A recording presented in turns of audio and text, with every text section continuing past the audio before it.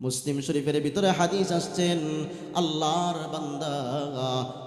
বান্দা রাসূল করিম সাল্লাল্লাহু আলাইহি ওয়াসাল্লামকে ডাক দিয়া বললেন, ওগো আল্লাহ, আমি জিনা করেছি, ইন্নী কদ জানাইতু, আমি জিনাহের কাজ করেছি, আমি কি শরীয়ত মোতাবেক আমাকে যেই শাস্তি দেওয়া হবে ওই শাস্তিটাকে দেওয়া যাবে কিনা? তখন রাসূল করিম সাল্লাল্লাহু আলাইহি ওয়াসাল্লাম ডাক দিয়া কয়, তুমি কি জিনা করেছো? ওই আমি তো মহিলা মানুষের সাথে জিনাহের কাজ করেছি, এই জন্য আমি দুনিয়াতে শাস্তি ভোগ করতে চাই, আমি আখিরাতের শাস্তি ভোগ করার মতো ক্ষমতা যোগ্যতা কোনোটাই আমার মধ্যে নাই। তখন আল্লাহর রাসূল সাল্লাল্লাহু আলাইহি ওয়াসাল্লাম সাহাবায়ে কেরামদেরকে ডাক দিয়ে বললেন, ও আমার সাহাবীরা, খুব ভালো করে শোনো। উনি বলতেছেন ইন্নী কদ জানাইতু, উনি নাকি জিনাহ করেছেন। তখন বললেন, এটার একটু তদারকি করো, একটু সিআইডিগিরি করো, সত্যি কি জিনাহের কাজ করেছে নাকি? রাসূল করিম সাল্লাল্লাহু আলাইহি ওয়াসাল্লাম যখন সাহাবায়ে কেরামদেরকে পাঠিয়ে দিয়েছেন, সাহাবায়ে কেরামদেরকে পাঠিয়ে দেওয়ার পর সাহাবায়ে কেরাম তদারকি করে চলে আসছে। আল্লাহর নবীকে ডাক দিয়ে বললেন, ওগো নবী আল্লাহ, তোমার বান্দা অবশ্যই জিনাহের কাজ করেছে।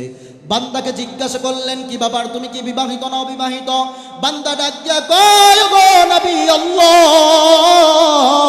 আমি একজন বিবাহিত, এরপরেও আমি জিনাহের কাজ করেছি।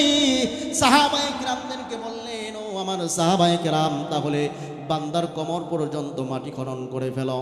মাটিটা যখন খনন করে ফেলেছেন, মাটি খনন করবার পরে আল্লাহর বান্দা একটা বারের জন্য রাসূল করিম সাল্লাল্লাহু আলাইহি ওয়াসাল্লামকে বলেন না, ওগো আল্লাহর রাসূল, এই শাস্তি ভোগ করবার মতো ক্ষমতা আমার নাই।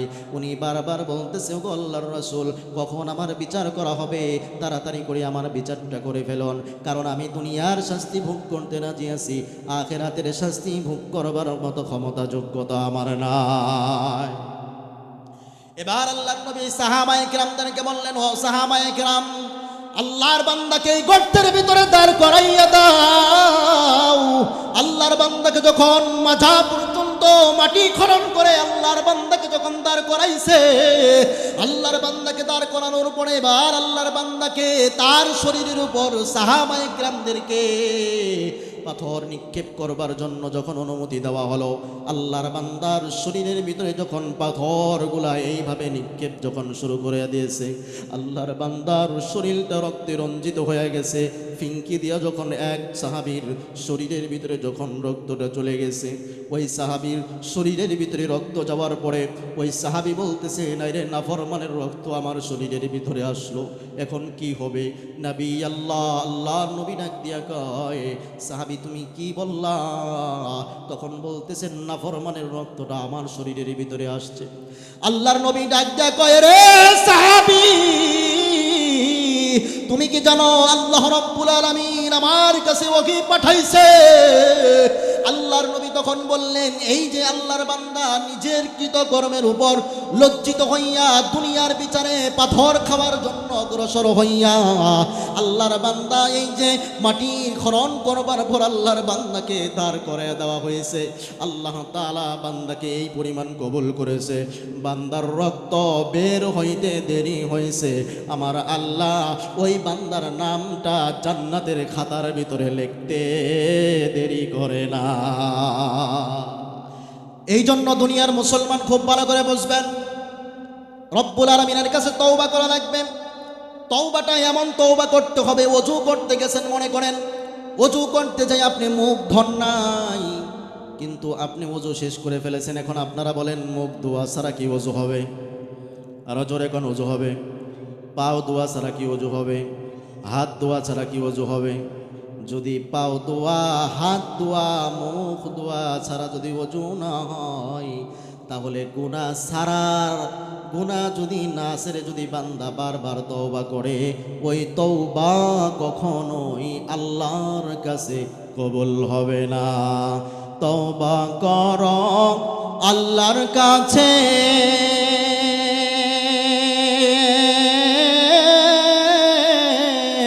তওবার দরজা খোলা আছে, ক্ষমা করলে করতে পারেন, দয়া করলে করতে পারেন, তিনি যে রহমান।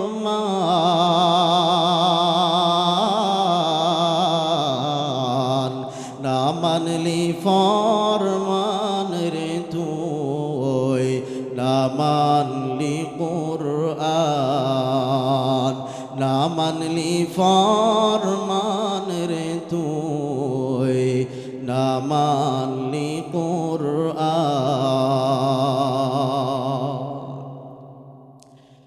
এই জন্য বান্দা তওবা করতে হবে আর আল্লাহর কাছে নিজের পূর্বের গুনাহের জন্য লজ্জিত হবে আর আল্লাহর কাছে বলতে হবে, আল্লাহ জীবনে যত ধরনের গুনাহ করেছি সমস্ত গুনাহ আল্লাহ মাফ করে দাও, সামনে আর আমরা কোনো গুনাহের কাজ করব না।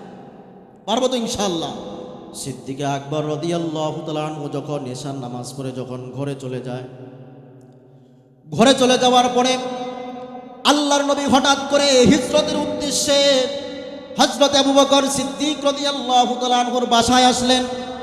বাসায় আসবার পরে আস্তে করে ডাক দিয়ে বললেন, ও আবু বকর, আমি তো আজকে নয় শুধুমাত্র কেবলমাত্র আপনি যেই দিন বলেছেন মক্কার অবস্থা তেমন বেশি ভালো না, আমাকেও কোনোদিন মনে হয় হিজরত করা লাগবে, আর সেই দিন হিজরতের সাথী হবেন হযরত আবু বকর সিদ্দিক রাদিয়াল্লাহু তাআলা আনহু। আল্লাহর নবীকে ডাক দিয়া কয়, ও আবু বকর, এই জন্যই কি তুমি ঘুমাও না? কয় যেই দিন বলেছেন আপনার সাথে হিজরত করা লাগবে ওই দিন থেকে আমি আবু বকর একটা রাতের জন্য বিছানার ভিতরে ফিট লাগাই না। এবার আবু বকরকে ডাক দিয়া বললেন, ও আবু বকর, তোমার সন্তান স্ত্রীর কাছ থেকে বিদায় লও। আবু বকর ডাক দিয়া কয়, ওগো আল্লাহর নবী, প্রত্যেক দিন যখন এশার নামাজ জামাতের সাথে আদায় করবার পর আমি যখন আমার ঘরের ভিতরে অগ্রসর হই, ঘরের ভিতরে যখন প্রবেশ করি, আর এমন মুহূর্তের ভিতরে আমার স্ত্রী আমার সন্তানদের কাছ থেকে প্রত্যেক দিন বিদায় লই, মনে হয় যেন আমার নবী আমার দরজায় এসে দাঁড়িয়ে থাকবে। আর আমি যদি এই দিক দিয়ে বিদায় লইতে যাই তাহলে আমার নবী যদি কষ্ট পায়, আল্লাহ তাআলা হাসরের ময়দানের দিন যদি আমারে জিজ্ঞেস করে, তাহলে আল্লাহর আদালতের কাঠগড়ার ভিতরে দাঁড়ানোর মতো ক্ষমতা আমি আবু বকরের নাই। আল্লাহর নবী বড় খুশি হয়ে গেছেন। আল্লাহর নবী এবার আবু বকরকে ডাক দিয়ে কয়, আরে আবু বকর চলো। এবার আবু বকরকে নিয়ে যখন রওনা করেছেন, ও মুমিন মুসলমান, ও পর্দার আড়ালের মায়েরা খুব ভালো করে শুনবেন। এবার আবু বকর সিদ্দিক রাদিয়াল্লাহু তাআলা আনহু যখন রওনা করেছেন, গারে সুরের ভিতরে যখন অবস্থান করতেছিলেন, এই গারে সুরের ভিতরে ঢোকবার পরে এবার আবু বকর তাকায় দেখে এই দিকে গর্ত, ওই দিকে গর্ত, এই দিকে গর্ত, সমস্ত গর্তগুলা ঢাকার জন্য যখন ব্যবস্থা গ্রহণ করলেন, কিন্তু একটা গর্ত বাকি রয়েছেন, যেই গর্তটা ঢাকবার মতো ক্ষমতা যোগ্যতা হযরতে আবু বকর সিদ্দিক রাদিয়াল্লাহু তাআলা আনহুর ছিল না। সিদ্দিক আকবর রাদিয়াল্লাহু তাআলা আনহুর রানের উপরে রাসূল করিম সাল্লাল্লাহু আলাইহি ওয়াসাল্লাম শুয়ে পড়েছেন। শোয়ার পরে রাসূল করিম সাল্লাল্লাহু আলাইহি ওয়াসাল্লাম ক্লান্ত ঘুমিয়ে গেছেন।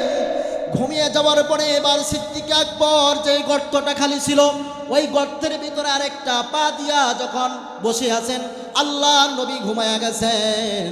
আল্লাহর নবী ঘুমিয়ে যাওয়ার পরে গর্তের থেকে একটা সাপ আইসা হযরতে আবু বকরকে কামড় লাগায়া দিছে।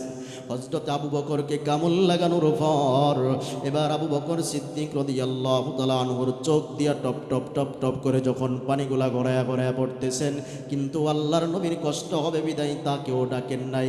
হযরতে সিদ্দিক আকবর রাদিয়াল্লাহু তাআলা আনহুর চোখের গরম পানিগুলা যখন আল্লাহর নবীর চেহারা মুবারকে যখন পড়ছে, আল্লাহর নবীর চেহারা মুবারকে পড়বার পরে আল্লাহর নবীর ঘুম ভেঙে গেছে। আল্লাহর নবী আবু বকরকে ডাক দেয়া কয়, রে আবু বকর, তুমি কাঁদো কেন? তোমার কি হয়েছে? আবু বকর দুইটা চোখের পানি ফালায়া যখন আল্লাহর নবীকে বলতেছেন, ও আল্লাহর নবী, আমাকে সাপে কামড় দিয়েছেন, সাপে কামড় দিয়েছে, তুমি আমাকে বলো নাই কেন? আল্লাহর নবী বড় রাগ হয়ে গেছেন। রাগ হওয়াটাই হলো স্বাভাবিক। আল্লাহর নবী সাল্লাল্লাহু আলাইহি ওয়াসাল্লাম যুদ্ধের সময় যখন চলে আসছেন, সাহাবায়ে কিরামদেরকে যখন বললেন, ও সাহাবায়ে কিরাম, যুদ্ধের ময়দানে যাইতে হবে, যার যার বাড়ির থেকে তোমরা টাকা পয়সা নিয়ে আসো, যার যেমন সামর্থ্য আছে সব নিয়ে আসো। সমস্ত সাহাবায়ে কিরাম মালামালগুলো যখন একত্রিত করলেন, একত্রিত করবার পরে এবার হযরতে ওমরকে জিজ্ঞাসা করলেন, ও ওমর, তুমি কতটুকুন মাল নিয়ে আসছো? হযরতে ওমর ডাক দিয়ে কয়, ওগো আল্লাহর নবী, আমি অর্ধেক মাল রেখে আসছি, আর অর্ধেক মাল আপনার জন্য যুদ্ধের ময়দানে অংশগ্রহণ করবার জন্য আমি উপস্থিত হয়েছি। হযরতে ওমর যখন এই কথা বললেন, আবু বকরকে ডাক দিয়ে কয়, রে আবু বকর, তুমি কি নিয়ে আসছো? আবু বকর ডাক দিয়ে কয়, আমি তেমন কিচ্ছু আনতে পারি নাই। ভাই, তোমার বাসায় কি রেখে আসছো? আবু বকর ডাক দিয়ে কয়, গো আল্লাহর নবী, আল্লাহর রাসূল আর আল্লাহর ইচ্ছারা আমি আমার বাসায় কিচ্ছু আনতে পারি নাই। আবু বকরকে জড়ায়া দইরা ডাক দিয়ে কয়, রে আবু বকর, দেখি তুমি কি নিয়ে আসছো? তখন তাকায়া দেখে গাট্টির ভিতরে হাত দিয়ে দেখে আবু বকর একটা সুই পর্যন্ত নিয়ে আসছে। সুবহানাল্লাহ বলেন। হযরত আবু বকরকে বললেন, ও আবু বকর, তুমি সুই কেন নিয়ে আসছো? যুদ্ধের ময়দানে সুই কি কাজে লাগবে? আবু বকর ডাক দিয়ে কয়, আমি আমার ঘরের থেকে যতগুলা মালামাল ছিল সব মালামাল গাট্টির ভিতরে ভরবার পরে আমি আমার এই দুইটা হাত দিয়া বেড়ার ভিতরে থাপড়াইছি। থাপড় মারতে মারতে মারতে মারতে যখন বেড়ার এক কোণার থেকে যখন সুইটা পড়েছেন, আমি ওই সুইটাও গাট্টির ভিতরে ঢুকাইয়া দিছি। কেন তুমি সুই ঢুকাইলা?